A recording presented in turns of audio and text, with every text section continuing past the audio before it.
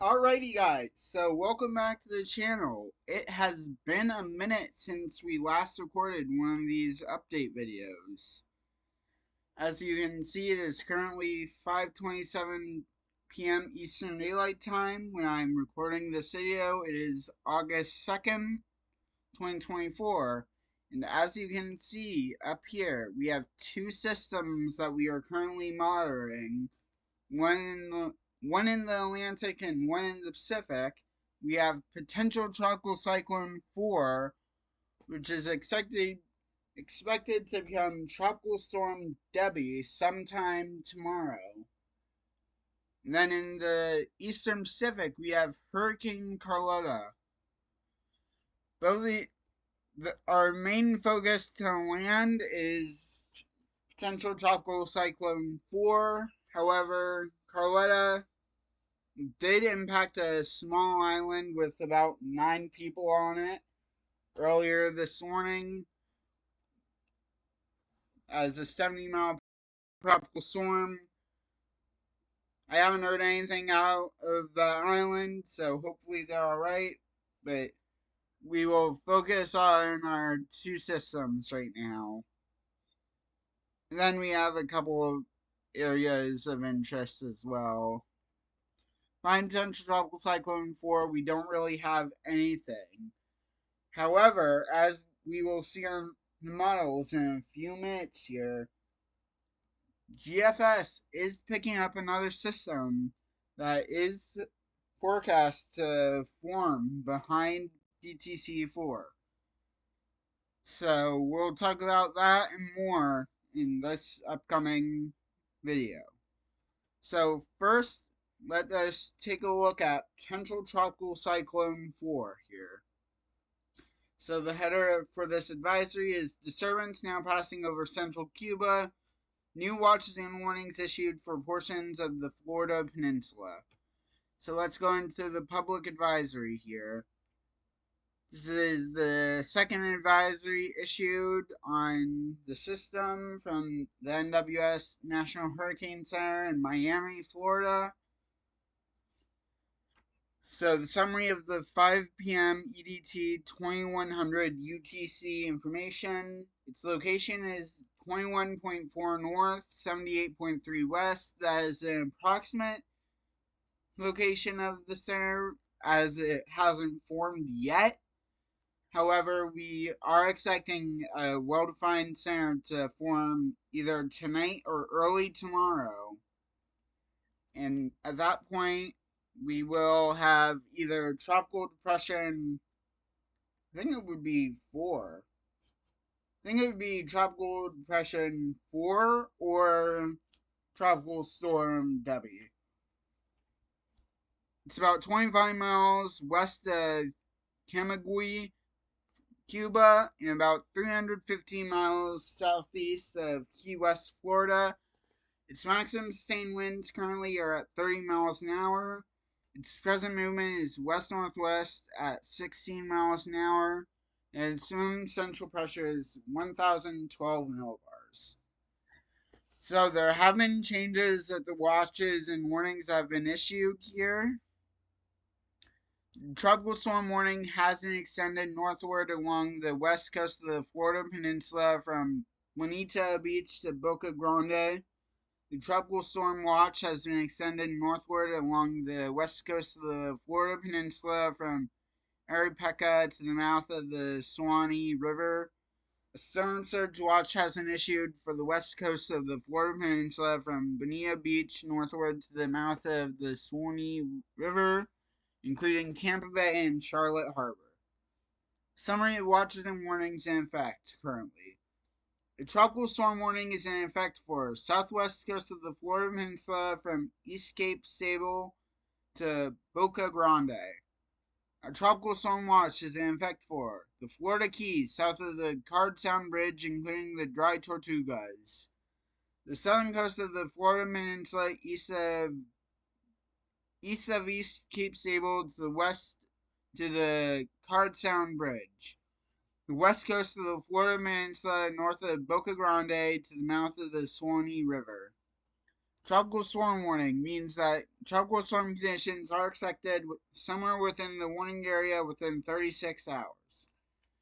A tropical storm watch means that tropical storm conditions are possible within the watch area, generally within 48 hours.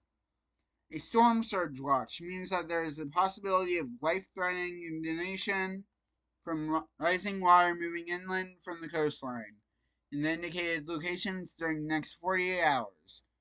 For a depiction of areas of risk, please see the National Weather Service Storm Surge Watch Warning graphic available at hurricanes.gov. Interests elsewhere in the Florida Peninsula and the southeastern coast of the United States should monitor the progress of the system. Additional watches and warnings may be required for a portion of this area tonight and Saturday. For storm information specific to your area, including possible inland watches or warnings, please monitor products issued by your local National Weather Service forecast office. And I'm going to add something on. Stay tuned to hurricanes.gov as well so you can get the most recent update on potential tropical cyclone 4. Now, the discussion and outlook. At 5 p.m. EDT, the disturbance was centered near latitude 21.4 north, longitude 78.3 west. System is moving towards the west-northwest near 16 miles an hour. A turn toward the northwest, slower forward speed is expected tonight or Saturday, followed by a turn toward the north on Sunday. On the forecast track, the disturbance is expected to move over Cuba tonight, across the Straits of Florida into the southeastern Gulf of Mexico Saturday, and then move near or over the west coast of Florida Saturday night through Sunday night. Maximum sustained winds are near 30 miles an hour with higher gusts. The disturbance is expected to develop into a tropical depression on Saturday as it moves across the Straits of Florida, followed by intensification into a tropical storm by Saturday night. Formation chance through 48 hours, high 80%. Formation chance through 7 days, high 90%. The estimated minimum central pressure is 1,012 millibars. Now, hazards affecting land. Winds. Tropical storm conditions are expected in the warning area late Saturday and Saturday night. Tropical storm conditions are possible in the watch area in the Florida Keys and the southern Florida Peninsula by Saturday or Saturday night. Tropical storm conditions are possible in the watch area along the Florida West Coast Saturday night or Sunday. Storm surge. The combination of storm surge and tide will cause normally dry areas near the coast to be flooded by rising water moving inland from the shoreline. The water could reach the following heights above ground somewhere in the indicated areas if the peak surge occurs at the time of high tide. Bonita Beach, Florida to the Suwannee River, Florida, 2 to 4 feet. Tampa Bay, 2 to 4 feet. Charlotte Harbor, 2 to 4 feet. Cardstown Bridge, Florida to Bonita Beach, Florida, 1 to 3 feet. Rainfall. Potential tropical cyclone 4 is expected to reach rainfall totals of 48 inches with maximum rainfall totals up to 12 inches across portions of Florida and along the southeast U.S. coast this weekend through Wednesday morning. This rainfall may result in areas of flash and urban flooding with isolated river flooding possible. For Cuba, rainfall amounts of 1 to 2 inches with localized higher amounts will be possible today and Saturday. This may result in isolated to scattered areas of flooding. For a complete depiction of forecast rainfall and flash flooding associated with potential tropical cyclone 4, please see the National Weather Service storm total rainfall graphic available at hurricanes.gov/graphics_at4.shtml?RA rain QPF. Tornadoes. A tornado or two is possible across the Florida Keys and the western Florida Peninsula Saturday night through Sunday morning. Then the next intermediate advisory is at 8 p.m. Eastern Daylight Time, and the next completed advisory is at 11 p.m. EDT. I likely will not be making another video until the next complete advisory, as I'm busy from about 8 to 10, and at that point there's just no point in making a video if a new advisory is coming out in an hour. So now we will take a look at the forecast advisory here, seeing when the peak is. 30 knot peak, 35 knot, 45 knot, 55 knot, and then it begins to weaken at 40 knots here. So if we go over here, I did not pull this up, but I should have. 2 knots, or let's change this to knots. 45 knots, right? Is what it said? 55 knots. That's about a 65-mile-per-hour tropical storm here that we are expecting out of this system here. Next advisory at 0330 03/0300Z, but that's not really anything.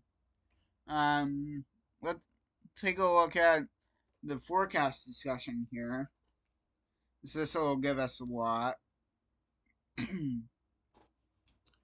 Convection and vorticity associated with the tropical wave now over central Cuba have both increased a little this afternoon. However, the circulation is still not well defined, and the convection is not yet well enough organized to consider the system to be a tropical depression. So the system remains a potential tropical cyclone at this time. NOAA Hurricane Hunter is currently investigating the northern side of the wave in combination of its drop zones and earlier skyrometer data suggests that the maximum sustained winds remain near 25 knots. The poorly defined center has moved more westward since previous advisory, which is at 2 Eastern. However, the overall motion remains about 290 to 14 knots. A turn toward the west, northwest, I cannot speak apparently.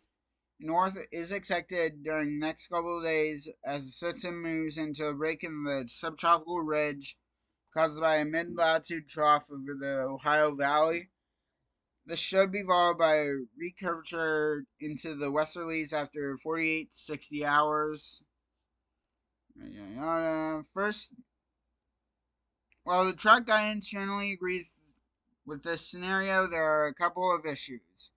First, the GFS moves the system much faster northeastward, and by 72 hours is forecasting the center to be off the South Carolina coast. Meanwhile, the ECMWF and UK Met still have the center over the Gulf of Mexico.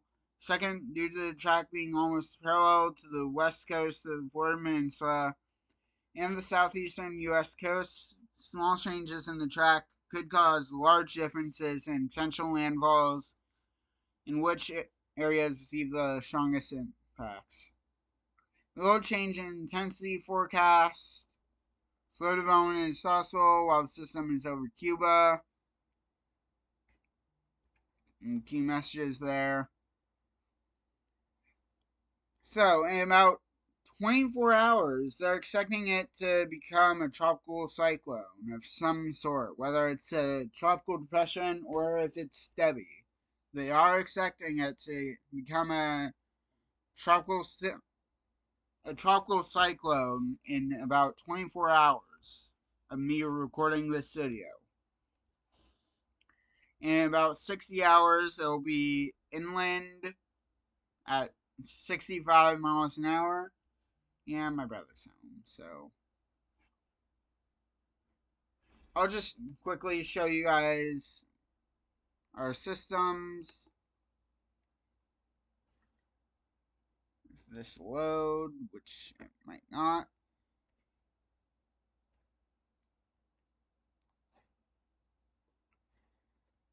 So, our center is roughly about here. As you can see, there isn't a well-defined spin. However, it is looking likely that the center is moving down to the south. And what that would do is bring it more westerly, the Gulf of Mexico, which it then has the potential to intensify more rapidly. We're not expecting a explosive intensification like we saw with Burl a month ago. However, it is something we need to take note of here. Then we'll just quickly show Carlotta here.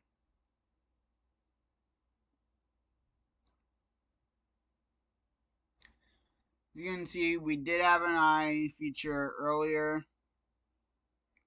That's the island it narrowly missed here, right here, with about 9 people living on it. But it does look like the eye is getting clear out again. And if we just take a look at the advisory here, it is still a Category 1 hurricane with winds of 85 miles an hour, but aside from that, it's not really expected to do much here. Then, this is the cone for PTC 2. PTC 4, my apologies. But anyways, that'll do it for the video. Thanks everyone for watching. Venmo down in the description below. And yeah, that's it. Until next time, peace out, guys.